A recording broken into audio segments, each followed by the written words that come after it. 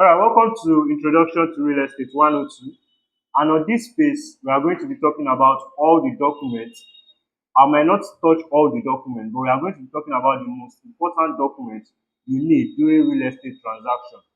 And I will urge you as a new realtor or existing realtor, you should learn all these documents because it will help you build credibility and authority when speaking to your client or prospect. Now, let's go into the first one. The first one is the C of O. Now, the C of O means the certificate of occupancy. Now, what is the usefulness of the certificate of occupancy? The certificate of occupancy pass down ownership of a particular land from the government to you for a period of 99 years. All right, this was stated according to the Land Use Act in 1975. All right, now the next thing you are going to be taking is what they call the deed of assignment. Now, what is deed of assignment? This is when you pass down the ownership of a land from one party to the other. That means either from a company to an individual, or from an individual to an individual, or from a group of persons to an individual. It is called deed of assignment. You can also relate that to deed of conveyance or deed of gift.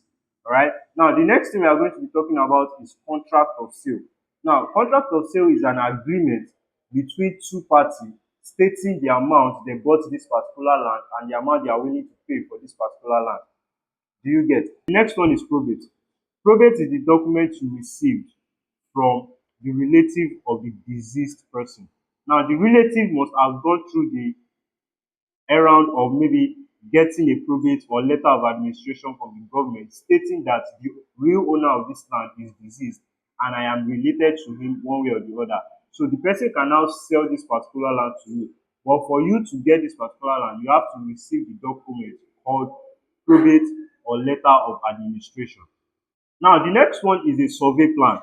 Now, a survey plan is very, very important because it shows the boundaries of your land.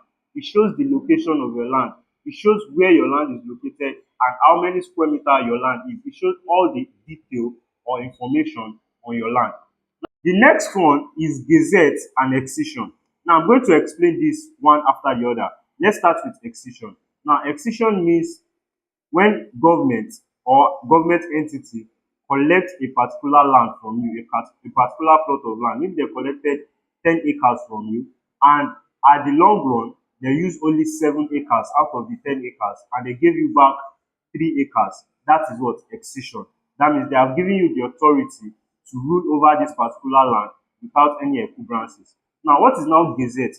Gazette is that recorded newspaper or journal stating that government collected 10 acres from you but have given you back these 3 acres for your own use. All right, that is gazette and excision. Note, if you have gazette, it means that government cannot come to collect the remaining 3 acres from you. So you can actually sell and you can actually buy this particular land. So you have to explain this to your client to be able to what?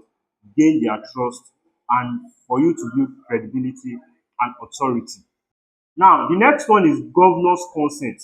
Do you know that according to section 22 of the Land Use Act in 1975, it states that the all land belong to the government. So you cannot acquire any land without collecting a governor's consent. A governor's consent means governor is aware that you are occupying or you are acquiring a particular land in a particular location. The next one is receipt. Now, receipt is very, very important because it shows the proof of payment of a particular land. All right, I'm going to be adding extra to this class, which is knowing the difference between freehold and leasehold. Now, a freehold is when you have the right to use the particular land you acquired to do anything, either agriculture, either residential, either commercial, and it does not have an expiring date. The documentation does not have an expiring date. Now, a leasehold, as the name implies, is you are renting it for a long period of time, from either 30 to 60 years or 90 years.